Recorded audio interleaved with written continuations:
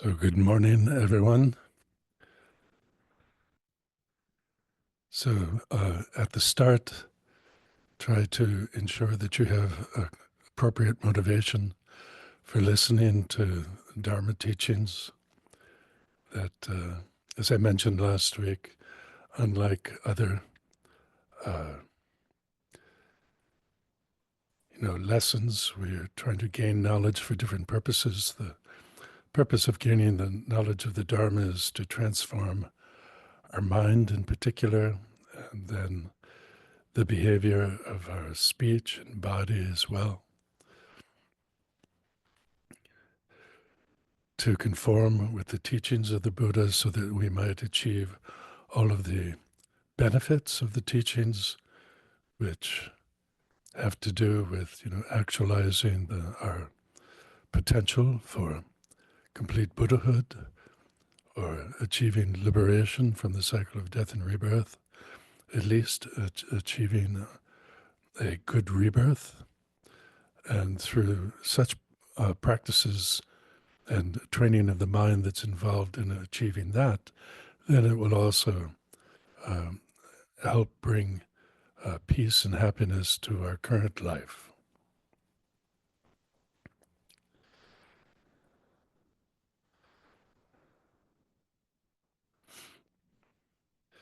So as this teaching is, which is called the jeweled garland of bodhisattvas, it's mainly directed at those who are training in the bodhisattva path. So due to loving kindness and compassion, wanting to be of as much benefit as possible for other living beings, one generates the aspiration to achieve supreme enlightenment in order to become a perfect cause for the welfare of other beings. Then it's important to include in one's motivation, is the benefit of everyone, all living beings, pervading space.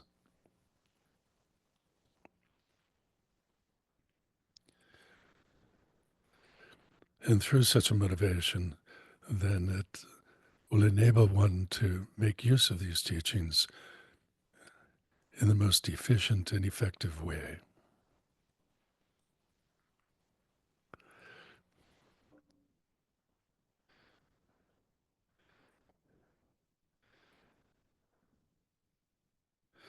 So at the beginning of today, we're going to start with verse 5.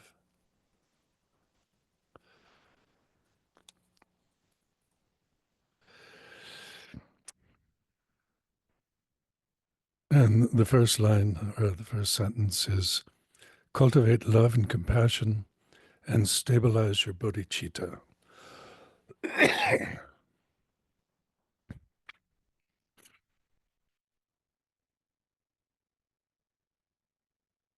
So as we know from the stages of the path to enlightenment and the training that is unique to the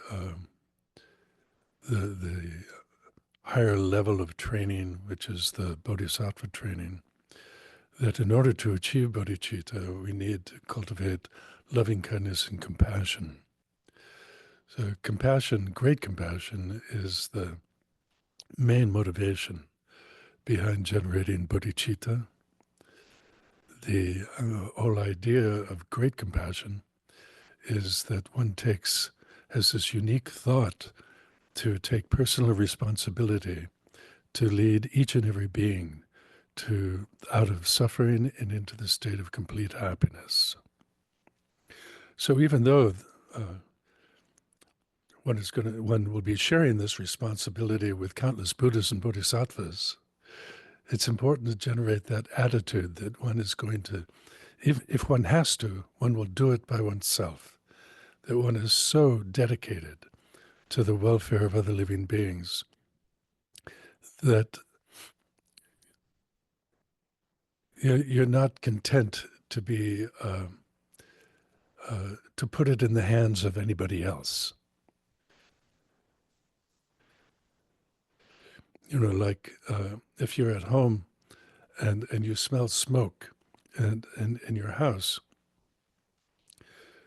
you might run outside and dial 911 and call the fire department.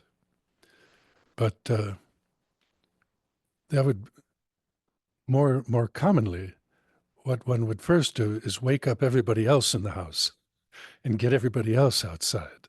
And then you would call the fire department. Or if you have a fire extinguisher, one might, if it's a small fire, one might try to put it out oneself.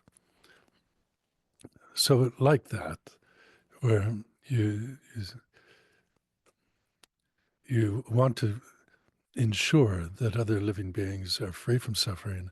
And so rather than, you know, trusting that, let the professionals do it, when oneself decides, I'm going to become, a professional, I am going to become a liberator of living beings from their suffering and to lead them into happiness.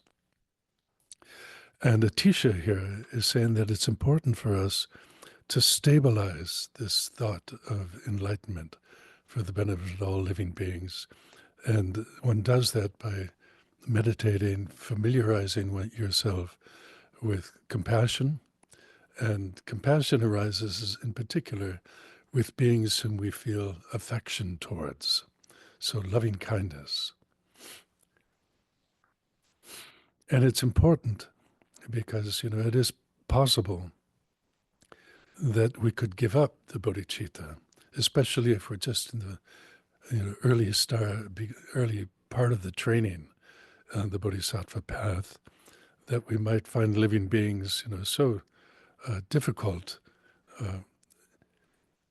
to include within one's sphere of, responsibility, whom one is trying to work for and benefit, that there are some who are really difficult, and one might become discouraged by such difficult living beings, and then give up the bodhicitta. And Atisha is saying that, this is not uncommon, that we're going to be meeting living beings who are very difficult and seem a very, very long way from liberation and their own enlightenment. So, but we shouldn't allow ourselves to be discouraged. But that can only be achieved by training, preparing for that. And one prepares for it through cultivating loving kindness and great compassion. So, and not only that, in fact, also cultivating a deep insight into the fact that all living beings have the potential to become fully enlightened, to become free from all the afflictions and karma, so that even though they, at the moment, are completely under the control of afflictions and karma, it doesn't mean that they are inherently one with the afflictions and therefore could never be separated from those afflictions. So it's important, and one cultivates that through developing insight into the potential for Buddhahood.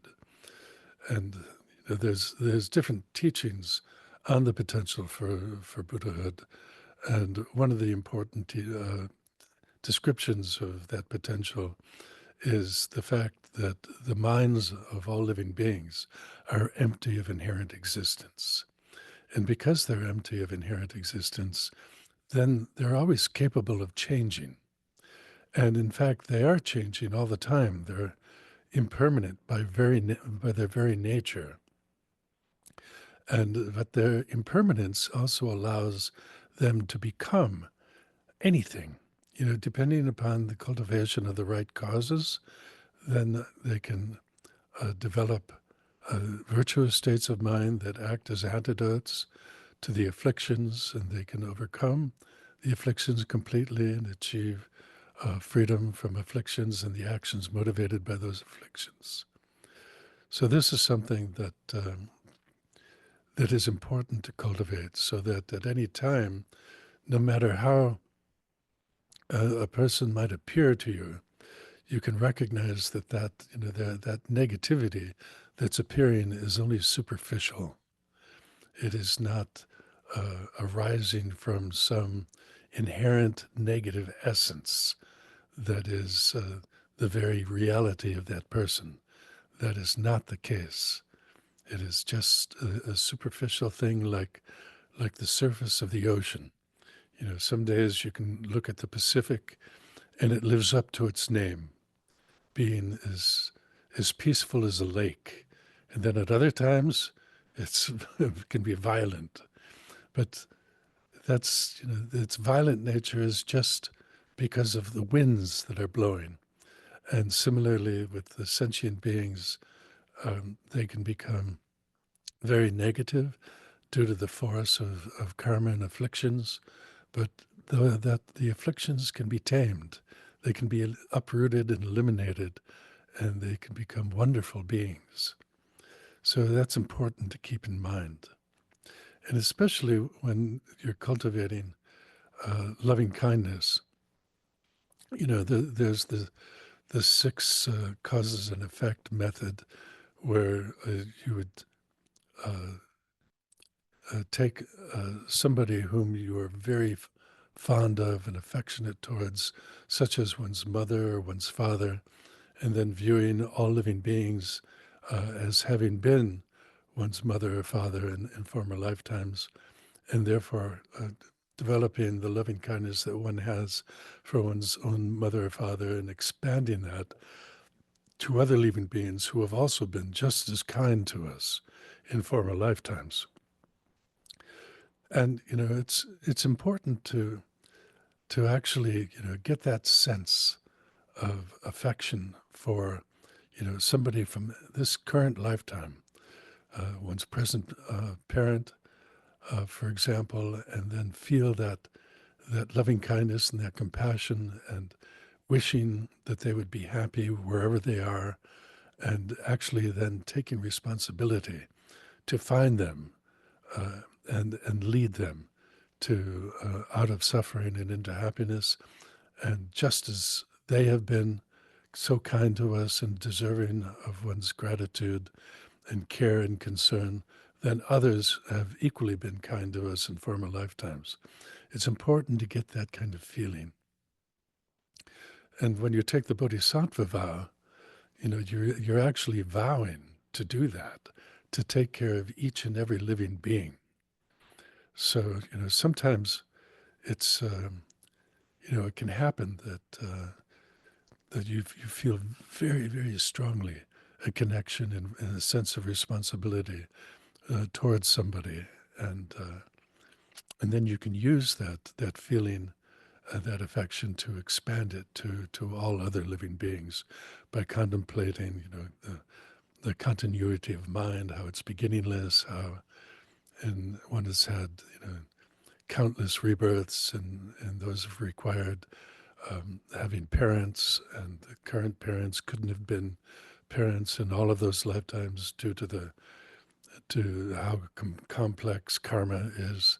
So then any living being could have been one's parent and can have shown one similar kindness, and therefore being just as deserving of one's concern and compassion. So it's important to train in that, to stabilize the bodhicitta, and so that like for example, with myself, when my father was on his deathbed, he was like 92 years old, almost 93, and he didn't want to be in the hospital. Like took everything that was attached to his body and threw it away, and told my little sister, who was living near him, said, "Take me out of here." And so she took him to his apartment, which was part of a complex where, older people were living, and he had an apartment there. And so they put in a hospital bed, and then they had hospice there to take care. And so my brother, he came from Jersey City, and my older sister came from Everett, Washington, and then I came from Santa Cruz. And so we were there. And we were there for some days, and he had been suffering from emphysema, so his breathing was very loud, especially the inhalations were quite loud. And so one night, after my little sister had left to go home, and then my older sister and brother and I were there, and we were kind of by his bed and sort of talking to him and like that. And then my uh, sister and brother, they went to the apartment that was provided in the building for guests.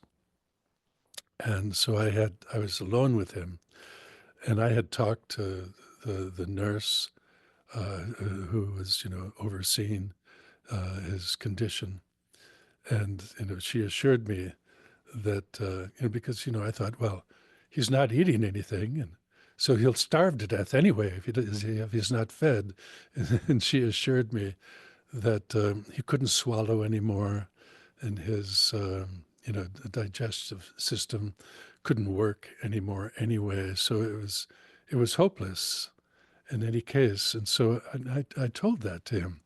I told him that his purpose now was not just to take another breath, and that his breathing was laborious. And I told him that was not the purpose. I told him that the purpose was to die peacefully, to let go and die peacefully. And I assured him that he was a really good man, and he didn't have to worry about what followed after death. But if he was concerned, I told him that, don't worry. I said, I'll find you no matter where you are, and I'll make sure you're well taken care of. And I told him that. And then I walked out of his bedroom, and there were the two hospice people there. And I stood for a moment, and I realized that he had stopped breathing. And so I told the two hospice people, I said, I think my father is no longer breathing. And so they rushed in and were assured that he had stopped breathing. And then then there's a whole process. You call up, a doctor to come and verify death. And then you call up the people from the funeral home that, we'd arranged ahead of time with, and they came later, and I called my brother and two sisters, and then they came, and so everybody could, while he was still in the room, could, give their parting goodbyes like that. But, that experience left something quite strong in my mind, that I had told him that he could let go, and he didn't have to fear, because I would take care of him no matter where he was. And so I'm thinking, well, the only way I can do that is becoming a Buddha, because only they know where everybody is, and even where they are, only they can actually know what to do in each moment to guide a person, out of suffering. And if the person doesn't act as they're being encouraged to, then in the next moment they know what needs to be done continuously. Continuously, they know what needs to be done, and never hesitate to provide that influence, that guiding, enlightening activity to influence living beings. And that's part of our potential for Buddhahood, the fact that Buddhas are continuously, effortlessly, uninterruptedly engaged in enlightening activity, benefiting living beings. So that, was made a very strong imprint in my mind to encourage the thought of enlightenment, and then thinking that, I feel this way towards my father because of all the kindness that he showed me growing up. But my mother was the same way, so I have to feel the same way towards her. And then not only these two parents, but all those former lifetimes and different parents. And there's nobody who hasn't been kind to me like that. So it's for everybody. And then I remembered, of course I made that vow before during the Bodhisattva vows, but it just didn't, it wasn't as strong as when I made it to my father and then walked out the room and he let go.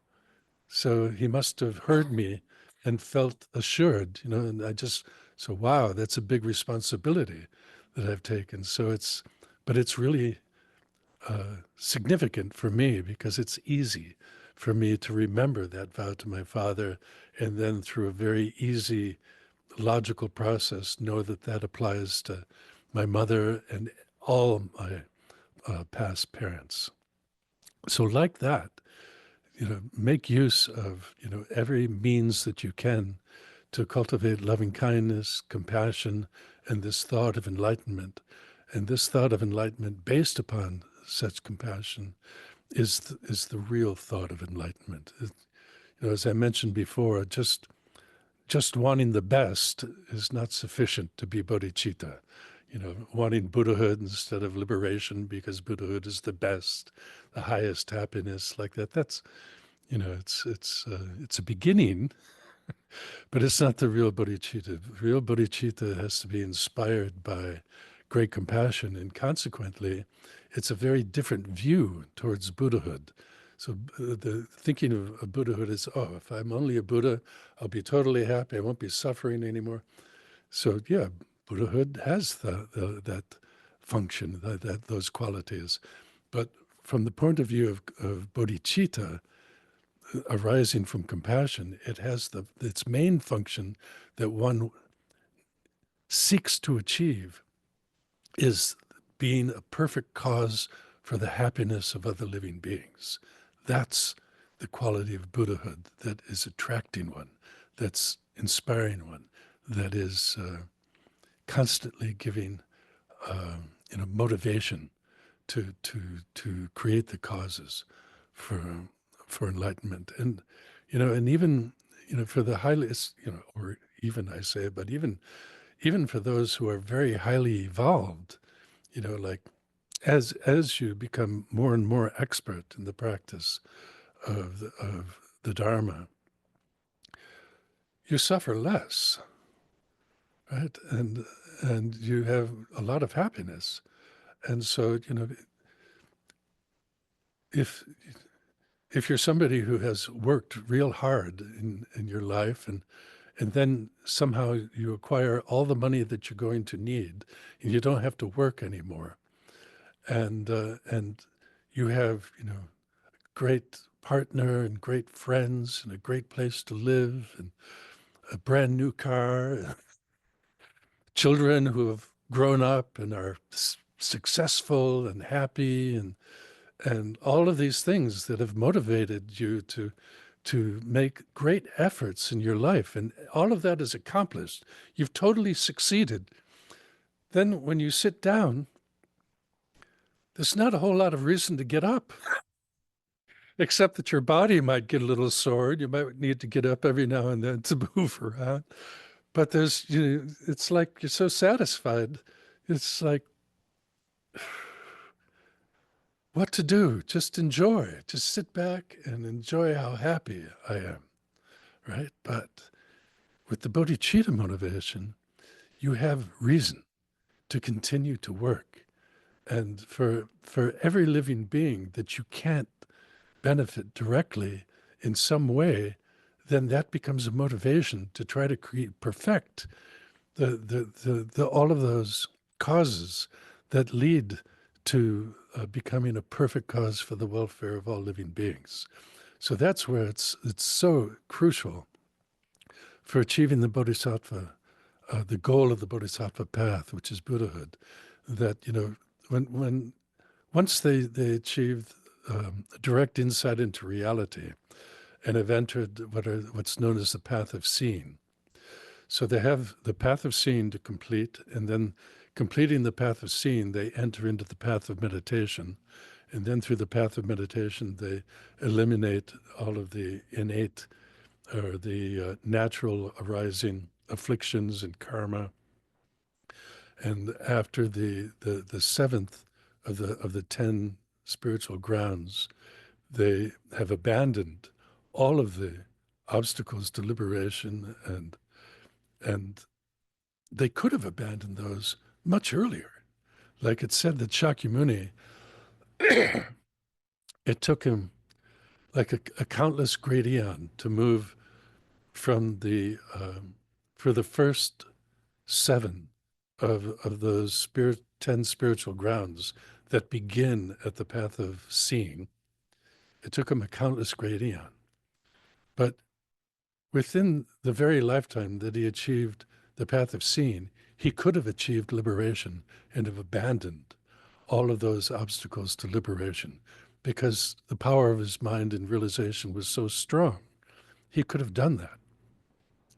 But he didn't want to do that because that wasn't his goal. His goal was to eliminate the obstacles to knowledge. And that's not achieved until you abandon the obstacles to liberation. And then you can abandon the obstacles to knowledge, which are the last three of the 10 spiritual grounds.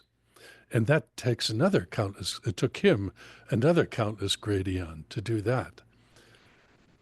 So here you are in a situation where you could achieve complete liberation from, the cycle of death and rebirth and all the suffering that's involved in it.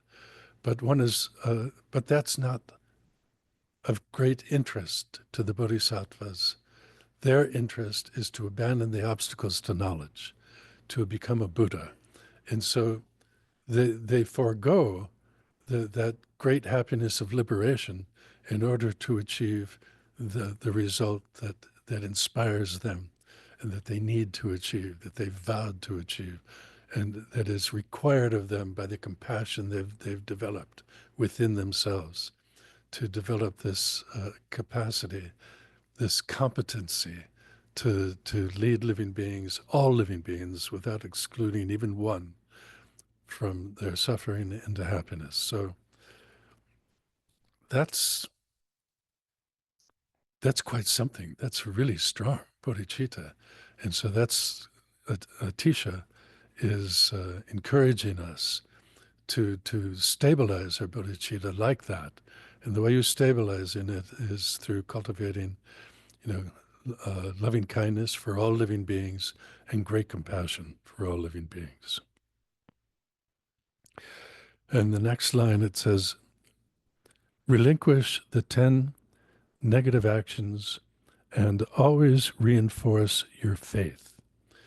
So the 10 negative actions are the three of the body, killing, stealing, and sexual misconduct, and four of the speech, lying, divisiveness, harsh speech, and meaningless, or there's another word that I wanted to use and I keep forgetting it, but speech that has no great purpose. It just seems to be taking up time, one's own time and the time of others. So we'll call it meaningless speech, right? Frivolous. That's the word, frivolous speech. And then the three of the mind, which is covetousness, which is, uh, seeing the property that belongs to others, and then it's achieved when one generates the intention to obtain it for oneself. And this doesn't mean, uh, the property that others are trying to sell. That would be, it's okay to want to purchase the property that somebody wants to sell, but rather this is referring to, a property that somebody, especially, somebody they value, and it's a resource for them, and then one sees it and says, oh, I wish I had that. I want to have that. Oh, I'm going to get that. So when you have that thought, I'm going to get that, that is the consummation of that negative action of the mind. And then the maliciousness is similar, where somebody that one does not like, and one can't sort of help, but one can't avoid them all the time. One says, how can I get rid of this person? And you generate the thought, I have to somehow put as much distance, somehow get rid of this person. That's the consummation of the malicious thought. And then the wrong views, and this is the view in particular, denying what actually exists, and not just anything that actually exists, but things that exist that are important, crucial for one's own happiness and the happiness of others, such as denying the existence of Buddhahood, and therefore denying the value of the Dharma and the existence of those beings who have gained great uh, success in practicing the Dharma, and denying the existence of the laws of karma and things like that. Denying those things would actually prevent one from entering a true path to happiness. So that's why it's considered to be one of the 10 non-virtuous actions. And Atisha also says, always reinforce your faith, because there are some things that are very difficult to prove, to really gain certainty by logic, right? It's just some things that, there's a lot of things you can't prove by logic, right?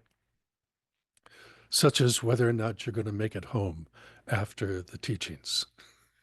There's no logical reason that will provide you with utter verification that you're going to make it home, right? You've done it in the past every time, but that doesn't mean you'll always do it. And we're all, just, the only reason we're alive is because we're able to take another breath. And nobody knows when they're going to run out of breaths. And it's possible for accidents, et cetera, et cetera. So that's just one of many things that we can't prove, right? But there are things that even though we can't prove it, we can think, well, it's probably the case I'm going to make it home, as long as I drive carefully and not too fast, and there's no crazy person out there on the road, and et cetera, I'm going to make it home. So, and similarly, there are other things that, like for instance, for the law of karma, where uh, all of our experiences of, our pleasurable experiences, our unpleasurable suffering experiences, these experiences are due to actions that we've done in the past. So there has to be enough time for the actions to ripen in the result of some experience, of some pleasurable experience, some painful experience, and one has to meet the right cooperative conditions for some seed of action that one has done in the past to ripen in that experience, because any of those actions, they depend upon the right cooperative conditions to ripen, just like the seed of a flower depends upon the right cooperative conditions for it to blossom, for it to grow and blossom into a flower. So all of that takes time, and one lifetime is not enough. So in order for one to have a confident belief in karma, one has to have a confident belief in the continuity of mind, that there was the mental continuum existed preceding this current lifetime and will continue after this lifetime. And one has to have a confident belief in that. There are reasons that it makes it a reasonable belief, but those reasons are not going to be able to prove it to yourself unless, you have some personal experience of remembering former lifetimes, things like that. And not that many people do. It's sort of rare to have that kind of ability to remember former lifetimes. So you need to have, kind of to think about it, to find that it's a reasonable belief, that the experiences of your life don't contradict that belief, but actually reinforce that belief. And so using one's experiences of life, and that experience also includes, the people that you meet, and them talking about former lifetimes and future lifetimes, and how they are, you know, have only been reliable people, never kind of leading one in the wrong way, been people that one feels, one very trustworthy, and yet that's what they believe in. And so then, well, if they believe in that, then why shouldn't I believe in that? You have these kind of thoughts to help cultivate one's faith in these things that are difficult to prove. They're not only slightly hidden; they're very very hidden phenomena. Or the Buddhahood is something that's very difficult to prove. There's reasons, but it's difficult to like absolutely prove that somebody has gained complete knowledge of everything. That's difficult to prove, or has become perfect. Generally in life we have this expression, nobody's perfect. Except a Buddhist. In the back of their mind, they won't argue with that, but in the back of their mind, they're thinking, except a Buddha, like that. But even during the time of the Buddha, he had his, his detractors who didn't think that he was perfect, like that. So, and there were in ancient India at the time of the Buddha, there were great saints who even founded religions. Mahatera founded Jainism during the time of the Buddha and the like. So there were some great, very amazing people. So the Indians at that time, if somebody made a claim, if they were not, shy about claiming that they had abandoned all the obstacles to knowledge, they were not shy to test him. And there are sutras where there are people who one time somebody invited the Buddha for lunch, and so the Buddha and his disciples came, and then the person said, "Oh, by the way, Buddha, I hear that you have eliminated all obstacles to knowledge." He says, "How many leaves do you think are in that tree?" And the Buddha knew that he was being tested, and he gave a number. And then this person had his servants pick every leaf from that tree and count them, and it was the same number. And that's only one time that the Buddha was tested. He was tested at other times as well. So, of course, that's in the scriptures, and somebody wrote those scriptures, and who knows, they could have been, exaggerating when they wrote the stories. We don't know completely, right? But at sometimes we don't need to have, like perfect evidence. Sometimes just through an accumulation of sufficient reasons, it can give one confidence in that belief. So it's important to try to, reinforce one's faith by one's own experience, and that comes from study. It comes from meeting, especially holy beings, gaining some impression of them, and all of that helps reinforce one's belief in things like especially something like the law of karma, the existence of Buddhahood, the ability of the three jewels to be reliable objects of refuge. Very important. So the next line, destroy anger and conceit and be endowed with humility. So anger is the worst of the afflictions. It's worse than attachment. Even, having attachment towards somebody, uh, it often arises from being very fond of them and having affection. But then one overdoes it, right? One can't let go. One feels one's whole happiness depends upon that person, and so one has attachment. But that doesn't prevent one from being kind to that person, from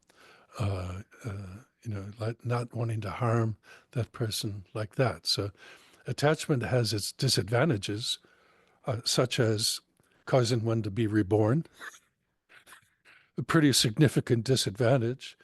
but it doesn't harm. It doesn't cause harm to oneself or other living beings, whereas anger does.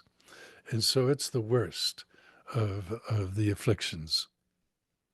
And conceit, or self-importance, viewing oneself in a pumped up way, especially like thinking of one as oneself as being superior to other persons, and therefore oneself deserves more than others, and like that, and I'm so superior that having no compunction to think of others as being suitable to serve oneself, things like that. It's one of the it's a Atisha, especially many times in this text, he identifies this conceit, self-importance, as something that one has to overcome, and especially for the on the Bodhisattva path, because on the one hand, you know, nobody can stand a conceited person. So if you're conceited, it's going to be an obstacle for you to be of any benefit to other living beings. And as somebody on the Bodhisattva path who's cultivating loving kindness and compassion, you you feel attracted to living beings and want to be of benefit to others. But if you're conceited, they don't want to have anything to do with you. You say that person is so filled with such self-importance. Let them be self-important by themselves. Thank you. I'll keep my distance from them. So it defeats your whole ability. And can you imagine a person who feels with this negative self-importance because they feel that they've cultivated the bodhicitta? A total contradiction, right? And the bodhicitta should make one feel like the servant of all living beings rather than feeling superior and therefore being deserving of the attention of other living beings. So whereas humility is not only is it an antidote to self-importance, but it is also one of the main resources, one of the main qualities that for learning, for cultivating good qualities within oneself. Because, a proudful person will feel that that their knowledge is sufficient, their knowledge is great, their knowledge is better. So they won't seek more teachings, more learning from anybody. And even if they go to a class of somebody, during the class they'll be thinking, "Oh, I know this. Oh, I know that. Why don't they? I wish they would teach me something I didn't already know." It's like that. And so even if they have a question in their mind about some point that a teacher raises, and they think, "Well, what are they talking about? I'm not really sure. That doesn't make a lot of sense. What's that about?" That might be going on in their mind, but they don't ask the questions, because if they ask the questions, then other people will know that they don't know something. And a proudful person can't bear that. That others, they can't bear the thought that somebody else might think that they're ignorant about something. Because they're they're grasping at inherent existence is so strong, in fact, that they're afraid that other people might think that they are inherently ignorant. And if they're inherently ignorant, then they would be inherently stupid. And if there's one thing that a person in this country can't bear, is to be called stupid. I don't want anybody to think of themselves as stupid, let alone anybody actually calling them, "What, are you stupid or something?" What a stupid question that was, They couldn't bear to have anybody even think that, let alone say that. So they don't ask questions because of their pride.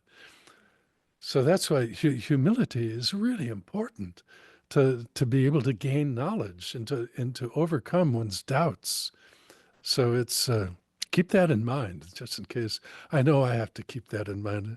Ever since I was a kid, I didn't want to ask questions because I was afraid people would consider me stupid if I did. So, but that's a big mistake.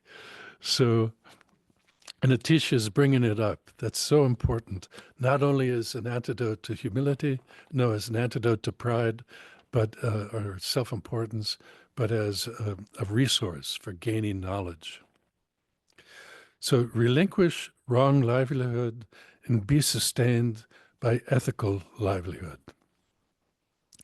So wrong livelihood here is basically making a living by deceiving others. So, for example, flattery. So flattering somebody with the hope of trying to get them to give you something. Oh, you're such a generous person. I wish more people would be as generous as you. And then say, oh, because of people like you, then people like me have a chance. And that they might say, well, why? Why did you say that? Oh, I'm going through some difficulties right now. So the flattering was just to get that person to give you something. So flattering a person for the sake of trying to get something from them is a wrong livelihood.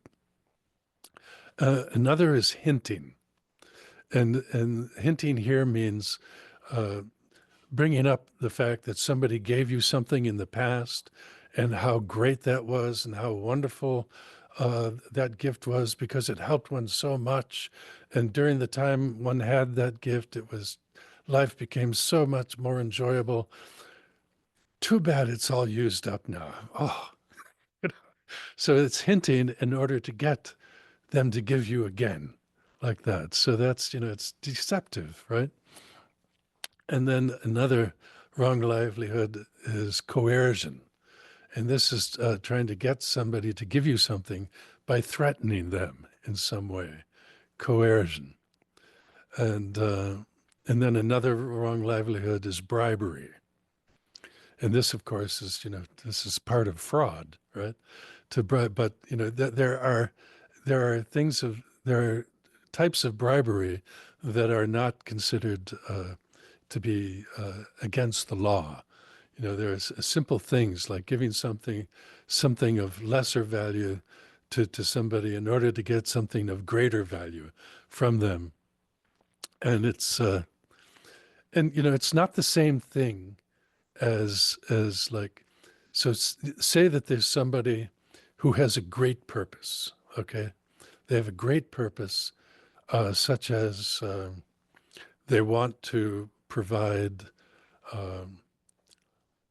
food for all the monks of a monastery in perpetuity, so that the monks don't have to pay for the food that comes free of charge. In order to do that, they have to have a large amount of money to invest, create an endowment that can continue to provide an income to the monastery so that the monastery can provide food for the monks. So it's a great purpose. And so they know somebody, or even more than one person, and so they think, I would like to ask them to make donations for this purpose. And so I'm going to invite them to a dinner. I'm going to provide them with dinner, and then I'm going to present to them this cause. And if they're interested in it, then they can make a donation. So that's not the same thing as bribery, right? It's not as if they're bribing them by giving them a dinner. It's, it's not like that.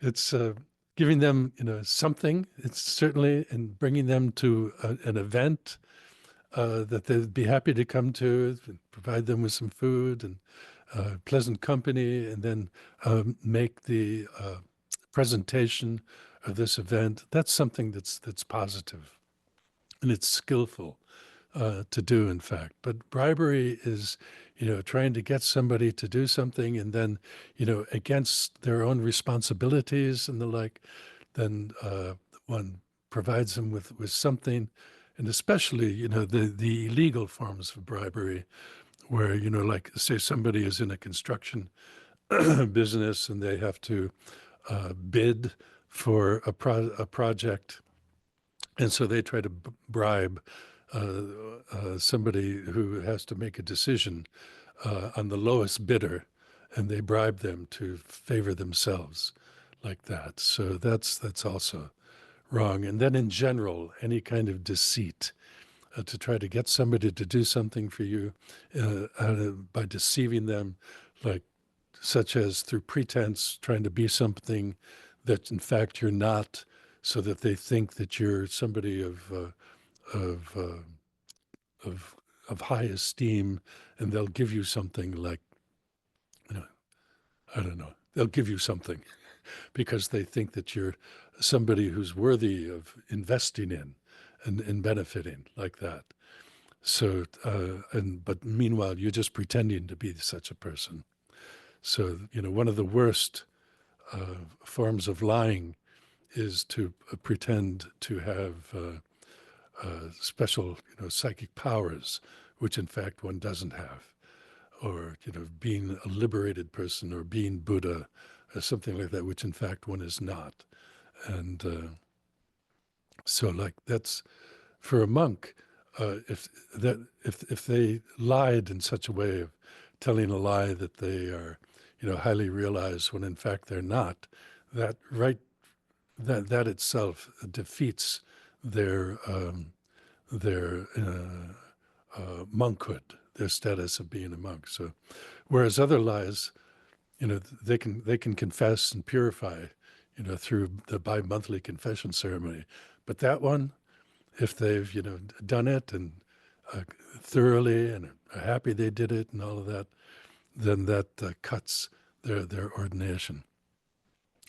So it's the worst form of lying. So Atisha, and Atisha, he's amongst his people that he's writing this text towards, includes monks and nuns and other practitioners who, like yogis, who they're not making any money, right? So they're out there meditating on their own, but they still need to get provisions, and so they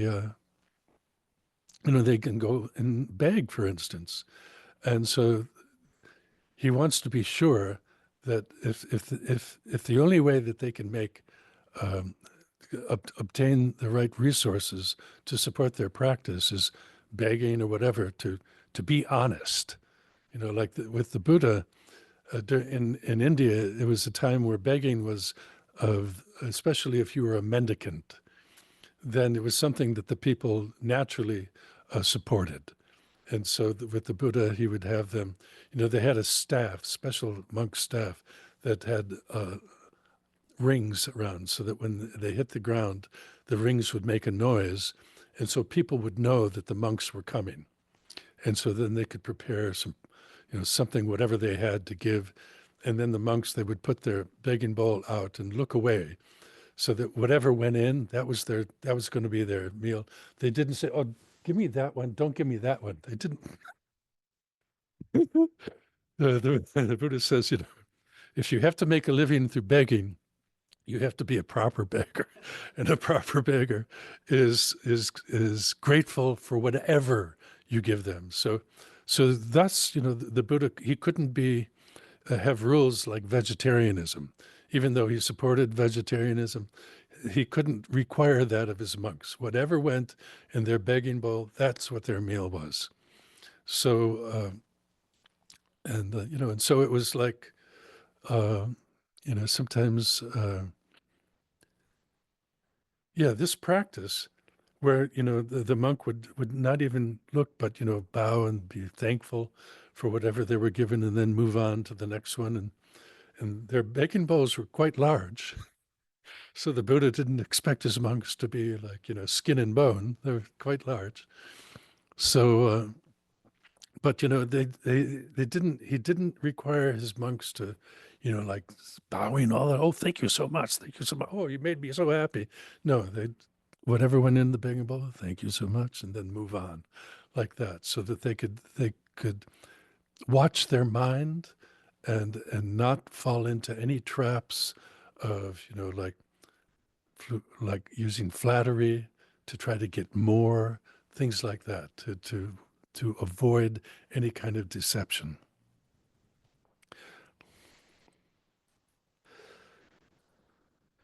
So yeah, be sustained by ethical behavior. Then the next verse: forsake material possessions, embellish yourself with the wealth of the Aryas. So here, Atisha is not saying to give up all of one's material resources. He's not saying that. He's saying that one needs to not be attached to material resources in the sense of regarding them as the source of one's happiness. That, even as I mentioned, even, great meditators need to have resources. Uh, you know, we're encouraged to not be so worried about having enough resources to that we might fear to go into retreat, like the great meditators of the past would just drop, would just go off into the mountains like Milarepa. Not everybody can be Milarepa, at least in this lifetime. So or like Lama Geshe Lama Kunchok. His when the Dalai Lama left Tibet, and the other so many monks left Tibet at that time, and many of them went to the refugee settlement that was provided for the monks in India, Baksa, in India. There was one monk who was a classmate of Lama Yeshe, and he went by the name of Geshe Lama Kunchok. His main teacher, who happened to be the junior teacher to the Dalai Lama, told him to go to a certain place and to stay in retreat. And when he knew that all of his classmates, everybody were going to this one monastery to study, he felt, oh, maybe that's what I should be doing. And at one time he got on a train, and it happened to be the same train that his master was on. When the master saw him, he says, "What are you doing here?" He said, I think don't you think it's better if I go where all the other monks?" He says, "No, I told you to go and retreat, now you go." So he had to get off the train, and find his way to this area. And there was no monastery around there. I mean, it was definitely Tibetan culture, people living there. There were, Tibetan ethnic group living there. Now it's part of Nepal, but then it might have been still part of Tibet, right on the border anyway. And he had nothing. He had his robes. He had an animal skin that was it was a tool that meditators use to protect themselves from the cold of the ground, because if you sit too long on cold ground, then it can cause disease in your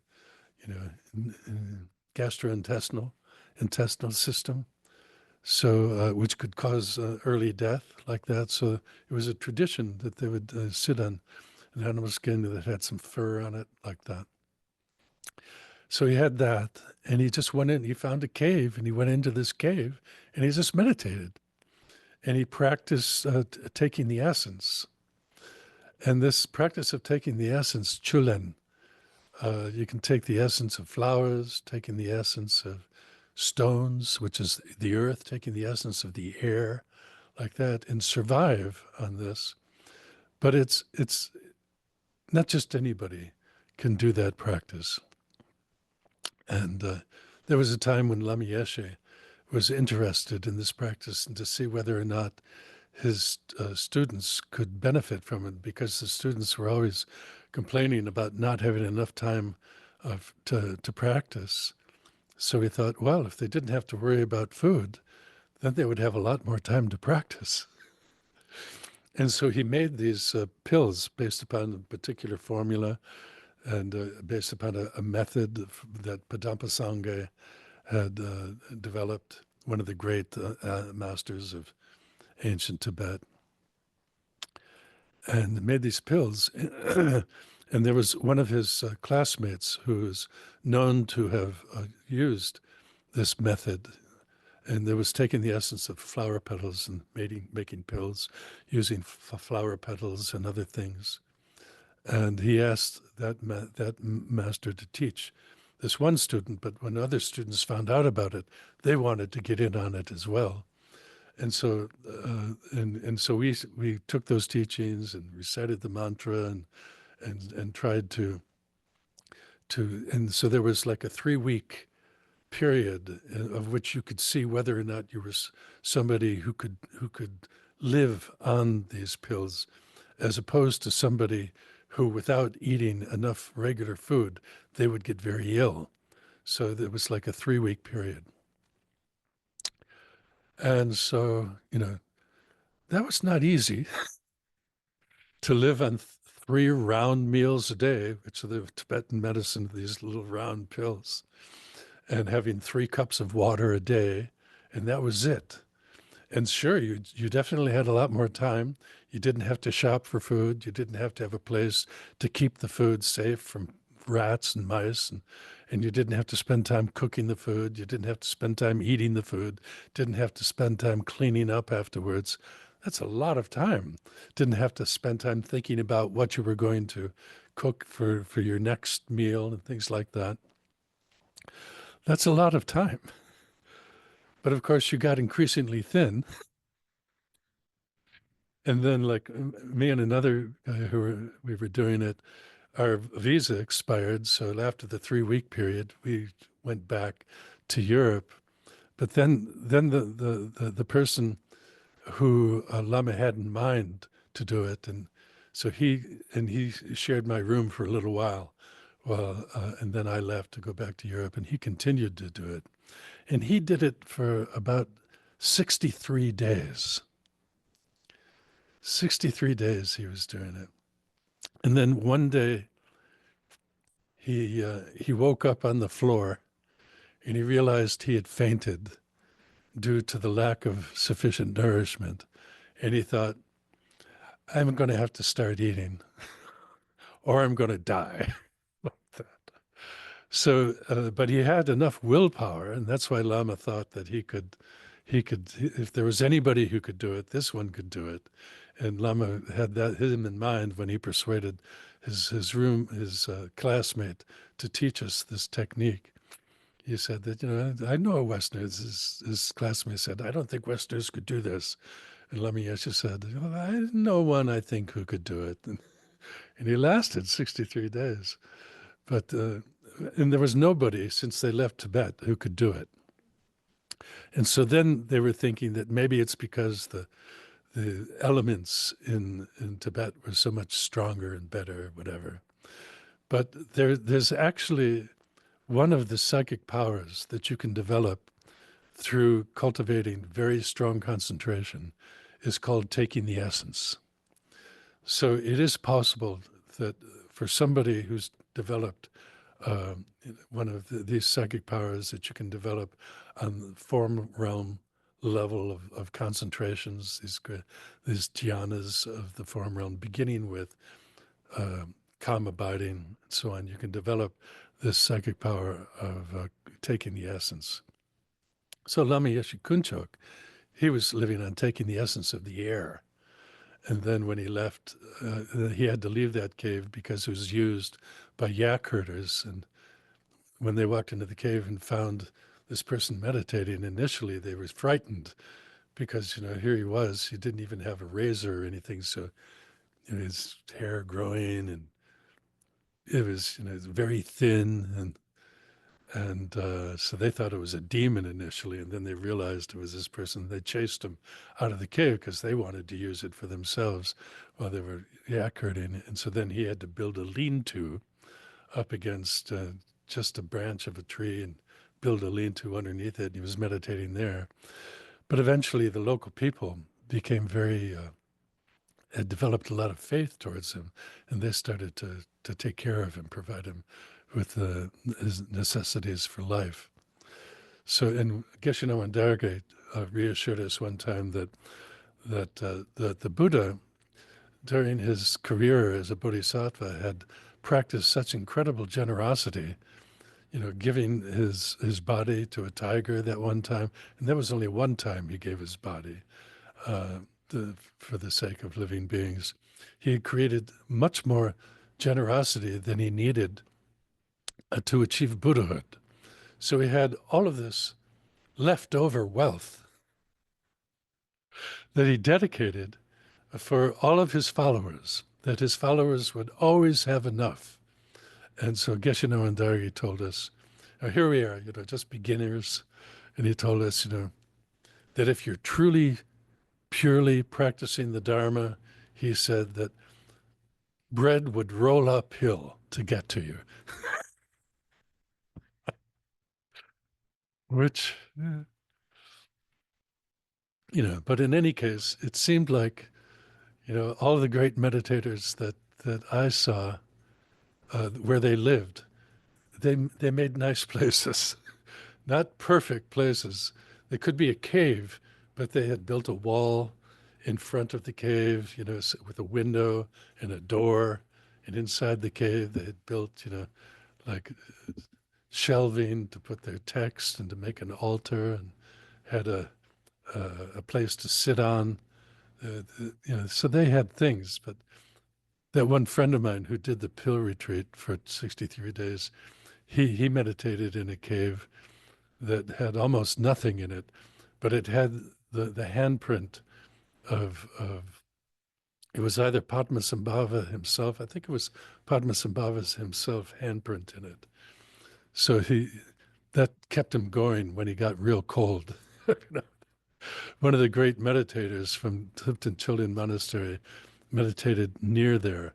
And when he saw my friend meditating there, he said tears came to his eyes that this Westerner was trying to meditate under such harsh conditions, but he was doing it. So, one can, one can, like, forsaking possessions, one can be like some of these great meditators just went off into the mountains.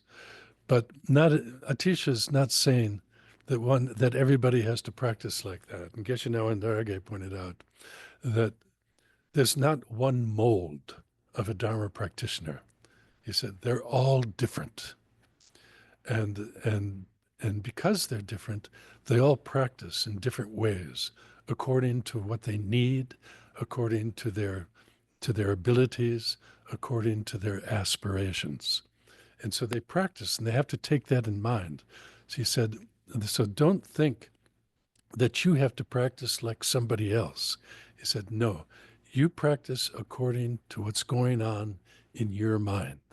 So with whatever your worst affliction, try to make that like all the other afflictions and not being the worst. And then when they're all equal, then you can work on any of the other ones that they are. So like if anger is your biggest problem, try to reduce anger. And when it's no stronger than anything else, then you can work on attachment, you can work on self-importance, you can work on jealousy, you can work on any of the other ones. And you know, and if you need certain things to be able to even meditate, if you have to have, in a nice climate, then find that climate. Whatever you need, then go according to your needs to practice. If you need to work and have a job and spend 8 or more hours a day working, 40 hours a week or more working, if you need to do that, do that. But then find a way to practice within that, things like that. So So it's like not one size fits all, right?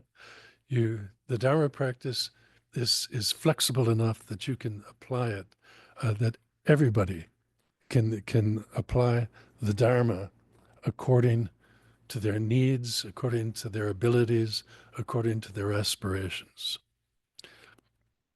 But if you're attached to having things in a certain way, and then it's difficult, because then you end up spending a lot more time than you could have to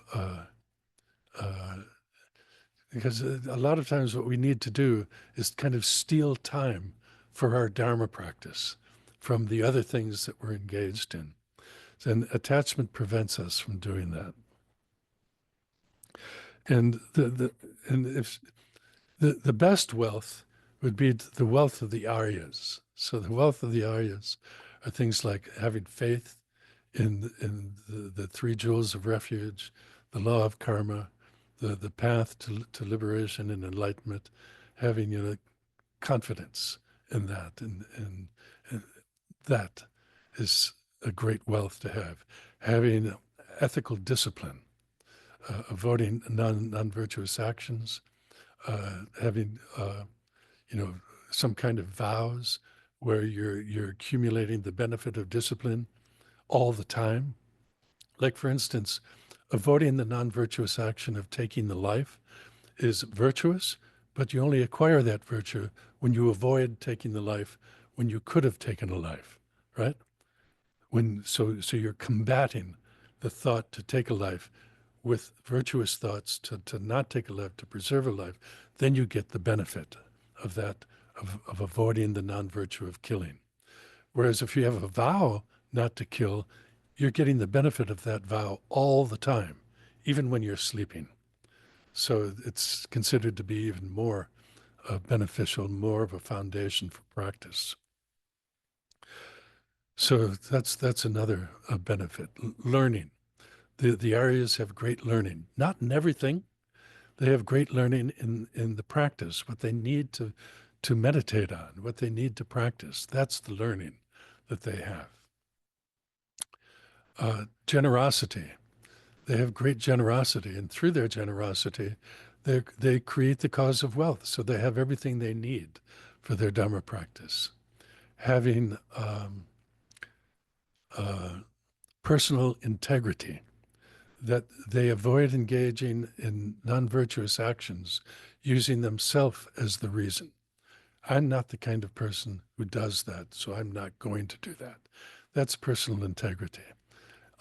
Feeling a sense of shame or embarrassment is avoiding engaging in non-virtuous action because of what other people might think of you.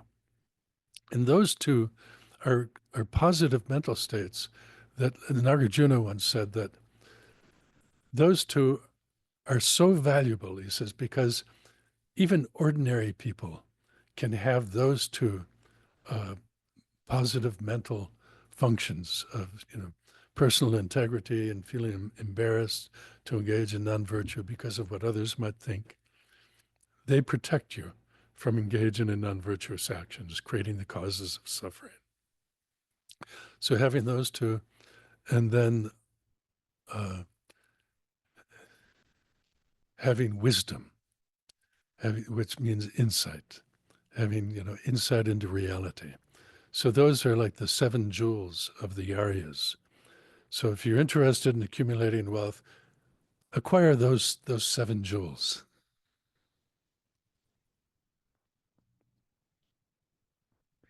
Then avoid all trifling distractions and reside in the solitude of wilderness.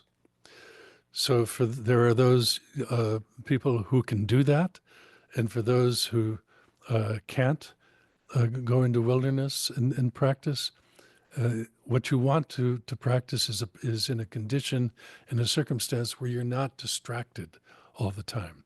So even if you have a place where you meditate, or a time of the day where you meditate, like you take the Dalai Lama, for instance, he is in great demand all the time. But he gets up very early in the morning, and he meditates in a room that's comfortable for him, and he has, some little bit of breakfast to have, and then he does his practices. And there's nobody bothering him during that time. There's no demands on him during that time because everybody else is sleeping during that time. So he gets up at like 3 in the morning to begin his practice. It's not as if he doesn't get 8 hours of sleep. He goes to bed early in the evening. Like when he travels, it's a big deal for his attendants to make sure that he can go to bed like no later than 8 o'clock at night, like that, so that he can get uh, a full 8 hours of sleep before 3 in the morning, when he's used to getting up and doing his practices, and then he has all that time to meditate, and then you can cultivate a lot of concentration. Meditating, like, in the place where you're meditating, there's not a lot of distraction. So, like the Dalai Lama doesn't have to deal with cell phones. We have to deal with cell phones. So you really have to, I don't know, put your cell phone under your pillow or something. You have to, it's so easy if your meditation is not going so well, you can just pick up your cell phone and go onto Facebook and then start scrolling. And that's pleasurable. It's entertaining, but it's a distraction at the same time. You have to try to try to put the distractions away. Or there's some people that it's better for them to be facing a blank wall than to be facing their altar or have beautiful tankas, images, that sometimes those can be distracting. You start looking at them, oh, isn't that beautiful? When in fact, you're supposed to be meditating on something else, like death and impermanence, which is, it's much better to be meditating, looking at these beautiful pictures instead of death and impermanence, right? So you have to be skillful and know yourself, and what would be beneficial for you to be able to when you meditate, to be free from distraction, and then have other things like when I worked for the university, I had my own office, so I could have an altar in my room. It wasn't a big altar, but everybody knew what it was, or I had a really nice image of Kuan Yin, the kind that you unroll. I got in Chinatown in San Francisco, and I had that on the wall. So anybody walking by my office could see that. And so, you know, I thought, fine, they get the benefit of seeing that. And those people who were, like ethnic Chinese who were working on the same floor as me, when they saw that, they always a smile would come on their face because they could appreciate what it was, and that made me feel happy too, because I felt like I was providing them with an opportunity to generate merit and things like that. So it was, and then before I would begin my day's work, I would just get a cup of water. I didn't have 7 water bowls kind of thing, but I had a cup of water, and I put that on the altar, and then I'd do my prayers to, like 7 limb puja that I would do, and the mandala offering, and make prayers that my day would be, meritorious, and somehow control my mind and maybe develop the qualities that I'm trying to develop, and like that, And so, and that would help me remember from time to time. And before I would eat lunch, I would do my prayers to say before I began lunch, that would remind me of what I was trying to do in the day and things like that. And then driving home from work, there were certain prayers that I would do. So you try to do things that no matter what your lifestyle is, you try to set it up so that you're accumulating merit and exercising the teachings that one has received, the knowledge that one has received, and applying it as much as possible. And the next verse, abandon frivolous words, constantly guard your speech. So this is just the fact that that engaging, socializing with others can be enjoyable, and and one and it's useful because we're social beings, and so it's useful to engage with others, and but at the same time you can also waste a lot of time. So you have to find a middle way to in socializing. And when you do socialize, it's important to guard your speech, because one of the, you know, it's easy to start being engaging in frivolous speech, which is not having any particular value with oneself or others. And it's just, like sometimes it's easy to start talking about the faults of others, or start bringing up subjects that are divisive, like politics, for instance. So in these days, it's really easy to have a conversation about politics, and yet it's, oftentimes it can be, it could be you're on the verge of excluding somebody from being within those living beings who you're trying to develop Buddhahood for. And if you exclude even one living being, then it's not bodhicitta, and you're not on the Mahayana path anymore, like that. So, you have to be careful about your use of speech. So, and that's one thing to think about when you are socializing. And like, I always feel like I need to socialize. Otherwise, I might forget how to speak. I might not have, you know, or I might get so within myself that I forget about who I'm working for, like that. And so I find that it's good to socialize, but because there's the danger of wrong speech arising, I have to be extra careful. And then because I have to be extra careful, then it reminds me of my motivation and for what I'm trying to do with my life. And so that helps me to not become so attached to socializing and using it for a little while and then going back to my studies or having time to meditate or other things that I need to do. When you see your teachers, so Atisha goes on, when you see your teachers and preceptors reverently generate the wish to serve them. So it's important that we have the view of our Dharma teachers, or those preceptors, somebody who's given us vows, somebody who's given us initiation, to recognize what a resource they are to one's practice. It's like it's like you have formed a partnership with them. And for a partnership business to be successful, then the partners have to work together and to help each other do the tasks that need to be done to have a successful business.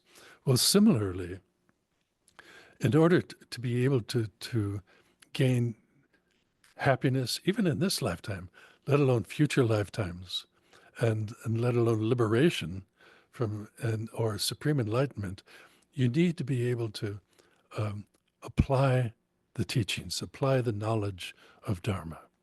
But to get that knowledge, you have to learn it. And to learn it, you need teachers like that.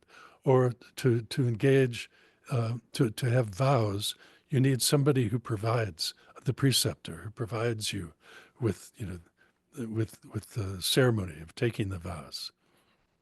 To gain an initiation so that you can practice a meditational deity, you need somebody who gives you the initiation into that. So they're a necessary resource for having that within yourself. And sometimes we think, or sometimes we're encouraged with the thought that, because the Dharma is something that you have in your mind, you can practice on your own. You don't depend upon anything else. You have the Dharma already in your mind, and nobody can steal it from you. True. But to get that in your mind depends upon the relationship that you have with a teacher, like that. And so that teacher becomes like a continuous source of strength and inspiration and reinforcing that knowledge that you have. So it's not as if you gain that knowledge and then you can walk away. It's not like that with the practice. That teacher, because this is important to try to understand this idea that, like with karma, right? This lifetime, who we are is a result of some karmic seed ripening, right? We identify with this body. We acquire this body because of karma. The karma means some action we've done in a former lifetime. That action was done under the influence of basic ignorance, believing that we ourselves inherently exist, believing that the environment and others inherently exist in illusion. It appears to inherently exist. Nothing inherently exists, but things appear to inherently exist. And basic ignorance is the misconception that a sense agrees with that wrong appearance. That creates the seed, and at the time of death, one has the thought, I'm going to cease to exist. One then grasps on to this sense of existence, and that becomes the cooperative condition for a seed to ripen. The cause to ripen, that causes one to take rebirth, and then one grows up, and because of the habit of thinking of oneself as inherently existent and thinking of oneself in relation to some basis like the body, and one develops an identity in relation to the body. If when you look in the mirror, what are you looking at? Are you looking at the body as a body, or are you looking at yourself? We use the thought of ourself has no form. So we have to borrow form from our body to get a sense of, and we identify with it. But at the time of death, we're going to lose that, right? I mean, it's important to think about that from time to time. So maybe it only happens when a friend of ours passes away that we thought was in good health, and suddenly they pass away, and then you think of yourself. That could happen to me. That person was in good health, and then one day he feels ill. He goes to the hospital because he's in India and just going to check because he could. And then while he was in the hospital, he had a heart attack and they couldn't revive him. And so he died. So this happened to a friend of mine a week or so ago. And I have a picture of him, big smile on his face, holding a flower, looked like my friend, healthy and everything, and he's no longer existing. And I'm thinking, that could happen to me. And suddenly I felt it. This grasping at my identity that is depending upon this body, because that's how I see myself. I see myself the way it looks when I look in the mirror. And I'm going to lose that. When the mind leaves the body, then whatever appearances arise in the mind are not arising through depending upon the body anymore, right? The sense faculties are no longer connected to the mind anymore. So the visual forms that came through the sense faculty of the eye sense power, the sounds from the ear sense power, the smells from this nose sense power, the taste from this tongue sense power, the tactile sensations from the body sense power, that's no longer functioning for my mind. My mind is gone from there. But there's still all the habits of thinking of a self, of a personal identity, the habits of seeing things as existing inherently and believing that's the way they exist, and having this urge for some more physical form than one currently has. And that causes one to then find a physical body, take rebirth, and then all of those habits continue. And so now we're identifying with this body instead of the previous body that one had. Like that. Karma, right? The delusion of ignorance and karma are the cause of this body. How are you going to create something beyond delusion and karma? That's what we're trying to do, right? Trying to create something beyond delusion and karma. So one needs to have a different seed in one's mind, a seed not created by delusion and karma. Like having a teacher who we can view as a Buddha, who then puts an idea in our mind and first of all has us listen to that teaching with this unique motivation, a pure motivation, not just of ourselves, right? A pure motivation, having not a delusion and karma motivation, a pure motivation, and having this pure cause and this external cause and internal cause, forming a pure seed in our mind to give rise to, Islam Yeshe used to call it a golden flower arising of something that will arise beyond karma and the afflictions. So,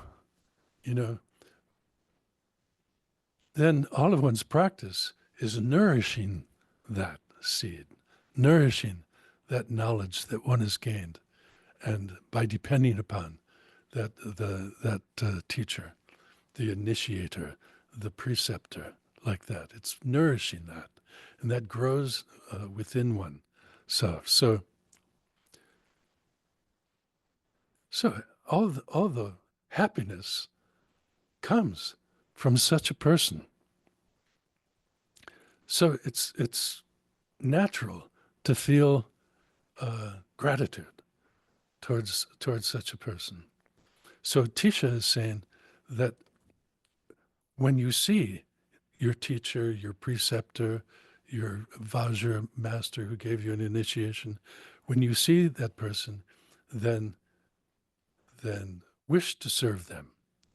Generate the wish to serve them, because that would be a natural outcome of the feeling of gratitude. So showing gratitude is like wanting to serve them in some way. Are you thirsty? Would you like some water? Just that, any thought like that that's what he's encouraging and encouraging one to do. It's not as if one has to become, the full-time 24/7 servant of somebody. Not like that. You have great masters like Atisha. He had over 50 gurus. So he couldn't, become the full-time servant for all of them. And even the one he appreciated the most, the one that he was able to develop, the actual bodhicitta, by following for 12 years, he followed him. He eventually left Indonesia, Java, or wherever that master was. So you don't have to become, the servant of that person and that person only. It's a sense of gratitude, and so the way, So serving, like one time I was with Lama Yeshe and Lama Zopa. We were at a course in Yucca Valley. It was a 1-month course, and Lama Zopa taught like a Lam Rim for 2 weeks, and Lama Yeshe taught the Vajrapani yoga practice for 2 weeks. And so we were out in this really neat place, and in the apartment, and I was sitting on the floor, and Lama Zopa was sitting on the floor next to me, and Lama Yeshe was sitting on the bed. And so then Lama Yeshe was asking some questions about, he was trying to get some ideas. and I'm trying to think of some ideas to be able to provide some input. Lama Zopa was a river of ideas, one after the other, one after the other. And of course, I'm sitting down there trying to sit a little bit lower than Lama Zopa. And he's a lot shorter than me, so it was a little bit hard. But man, just listening to this, to him going on, I'm thinking, wow, so that's really serving your master, just having, and Lama Zopa was famous, even amongst the Tibetans, who are already experts at following, being devoted to their gurus. He was famous amongst them for his guru yoga practice. And you could just see it. And at least I could see it right there, experiencing him on and on, think one idea after the next to serve his guru like that. So yeah, serving such a person, well, that would be the idea that would come to mind. And it's not as if, I mean, they would also, there's all kinds of ways of serving, right? Being a friend, but you have to be careful about being a friend. You're not an equal friend. Geshe-no Dage once said, he says, the closer you are to the guru, the more careful you have to be. He said, it's like walking side by side with a wild wolf. You never know when that wolf is no longer going to tolerate you. He said, because the spiritual master is the greatest source of merit, of any source of merit that you could meet, more so than if you happen to find a stupa 10 stories tall, made out of solid gold and embedded with diamonds. You might go, wow. Is it the guru is a greater source of merit than anything, because the guru is the source of you achieving all the spiritual attainments, even in the happiness of this lifetime, all the attainments. And that guru embodies the enlightening activity of all of the Buddhas. So all the Buddhas are engaged in enlightening activity? The best way the Buddha Shakyamuni said that he could benefit living beings is by teaching them. Who's teaching you? And this is the kind of reasoning that one uses to think about, the qualities of the guru. I think, and so, do you think all the enlightened beings are going to have dedicated themselves for countless lifetimes to achieve Buddhahood so that they could have some incompetent teach you? No. So it's like that. So he said, therefore, you have to be careful. You don't want to do anything negative or towards the guru like that. You don't want to waste their time. You don't want to, be an imbecile around them. So you try to be your best like that and so on. So like that. But you serve in whatever way that comes to mind. But that's Atisha is saying this is the right attitude to have when one's around them. Then the next verse, towards wise beings with Dharma eyes, and towards beginners on the path as well, consider them as your spiritual teachers. And this was interesting, because it's obviously you would consider a spiritual teacher somebody who's a great master whom you actually go out of the way to study with, like that. But what about somebody who's brand new to studying the Dharma? Why is he saying we should regard them as one spiritual teacher too? And a lot of it is because by relying on your fellow students, you can improve your knowledge, by like discussing points with one's fellow students. One can then help overcome one's doubts. By one can even be inspired by like there was one biography I read about he was a Christian monk who gave up his ordination. He wrote a book called "I Was a Monk," and it became popular amongst monks at my monastery. And I was a little bit upset with their uh, being so attracted to reading this book. I said, "You should be reading books about I am a monk, not I was a monk." But I read the book, and I was really inspired to by the writer. He was a very good person, and he mentioned that in this one monastery that he was in, it was a very large monastery, but they had a part of the monastery where the novices lived, and another part of the monastery where the older monks who had been monks for many years lived. And he said it was best that they didn't live together because the younger ones would then start complaining about the older ones. Because the younger ones, they're really strict. They want to do everything perfectly. Whereas the older ones, not so much anymore. They keep the main vows. They know what the main vows are, but they don't have to try to sit straighter than the Buddha, like that. But you can learn a lot from that. You can learn your fellow practitioners. Like you find that they're doing certain practices. And wow, that's really neat.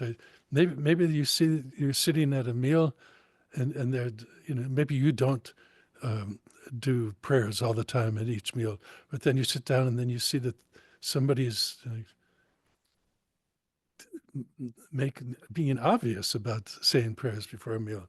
You're thinking, wow, that's nice. They're doing some prayers before a meal. So it starts to inspire you, and so there's an opportunity to use inspiration from everybody, rather than just thinking that this somebody like the Dalai Lama is the one who one pays homage to, but one's fellow students who one's sitting next to on the floor, one doesn't regard as a resource for knowledge. They are resources for knowledge.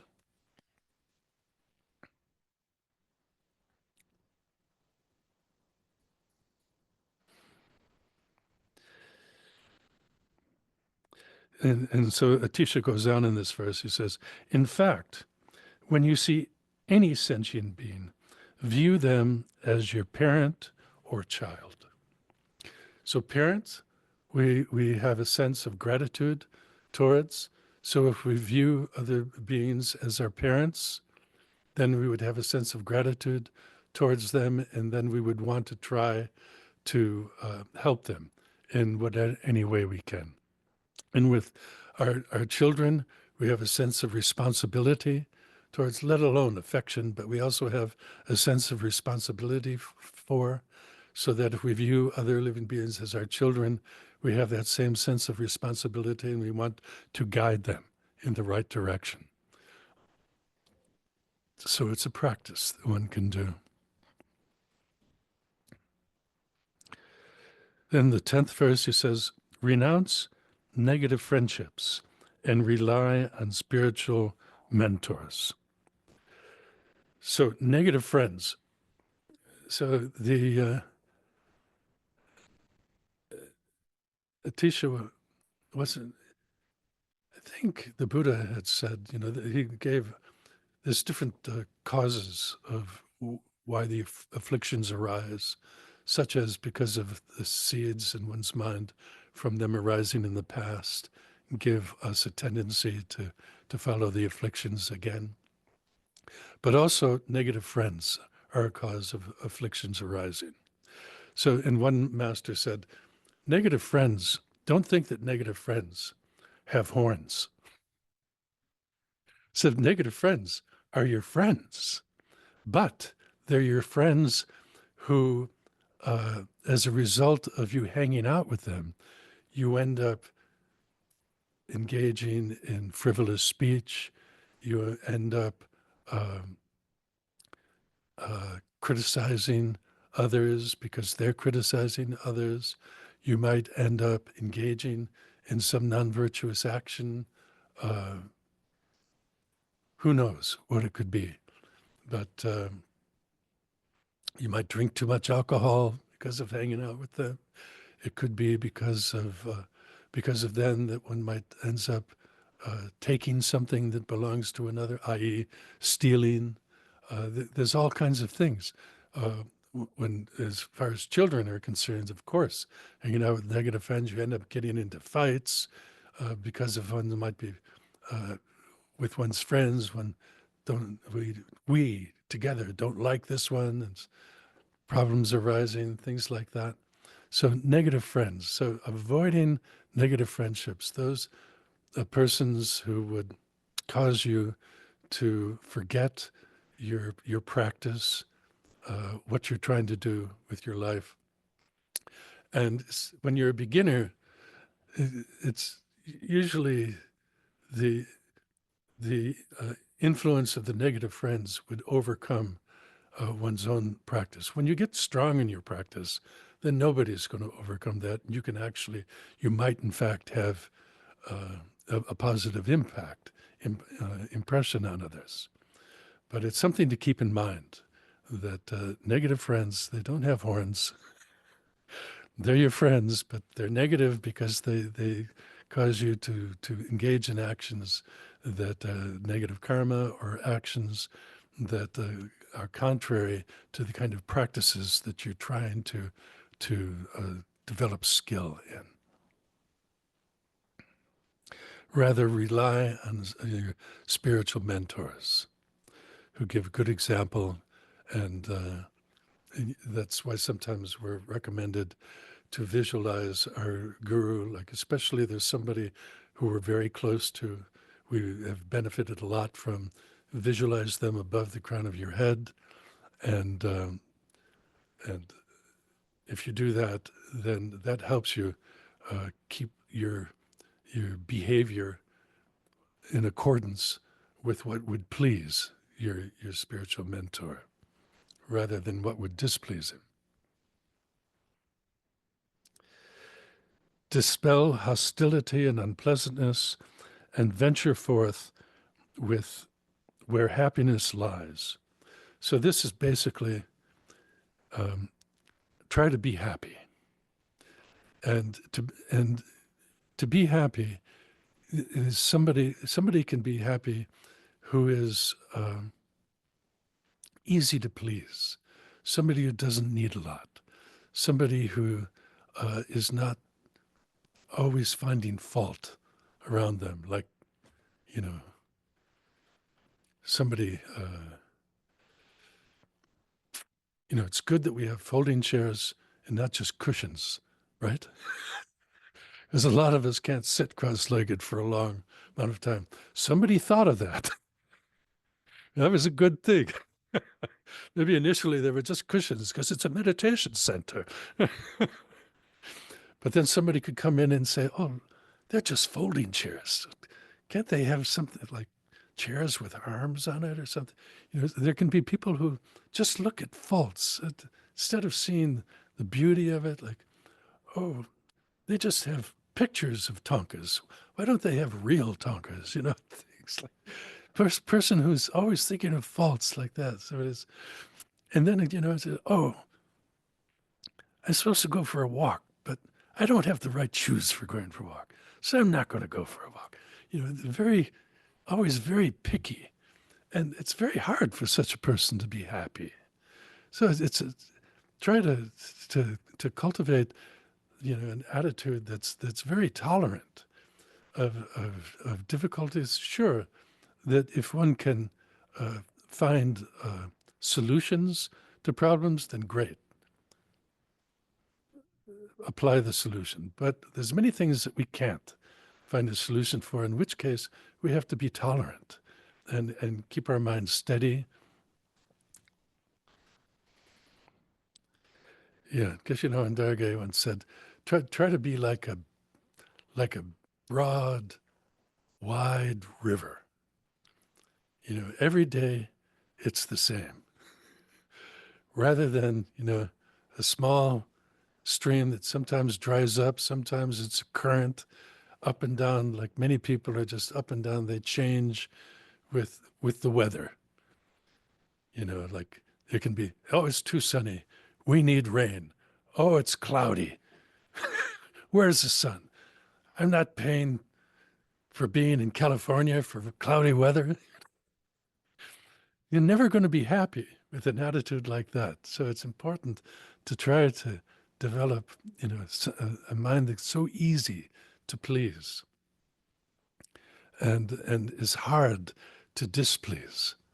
So a very tolerant state of mind, and that there can be somebody who they go shopping and like now eggs are real expensive, so somebody can come back from the grocery store angry because eggs are so expensive now. What to do? I mean, because of bird flu, then if an egg farmer has one chicken with the flu, they have to, what's it called, quell or cull all his whole flock. It's not anybody who's like being greedy for charging for eggs. It's just a lot fewer eggs than there were, and so everything becomes more expensive. Like it's not as expensive to ship, you know, 1,000 crates compared to one crate, right? So it's no reason to get so angry like that. So sure, we can hope that they get cheaper and we can find remedies to the bird flu and so on. But it's important to try to be tolerant, to be easy to please. And because of that, you can be easily happy. You know, it may not be the happiness of a Buddha or the happiness of an arhat free from all the sufferings of suffering existence. We're still vulnerable, and yet in any moment we can feel content and calm and peaceful, and just because we've become that kind of person. So that's a good place to stop for today. And if there's any questions, if I've said something that was confusing, something like that, I'd be happy to try to answer them.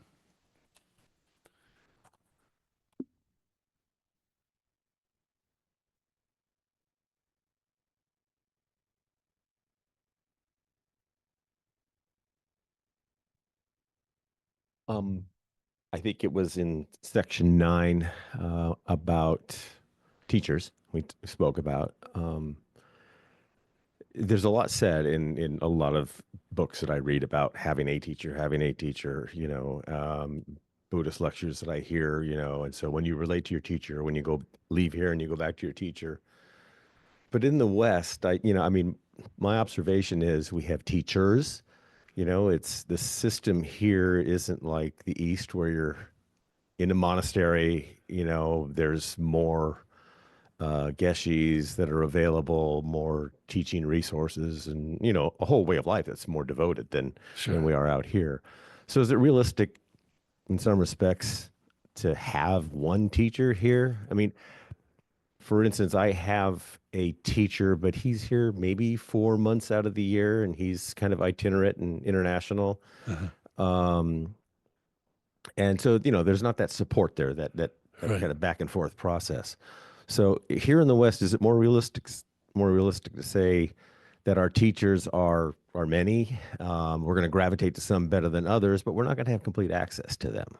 Is that Yeah. fair enough to say? Sure. Sure. And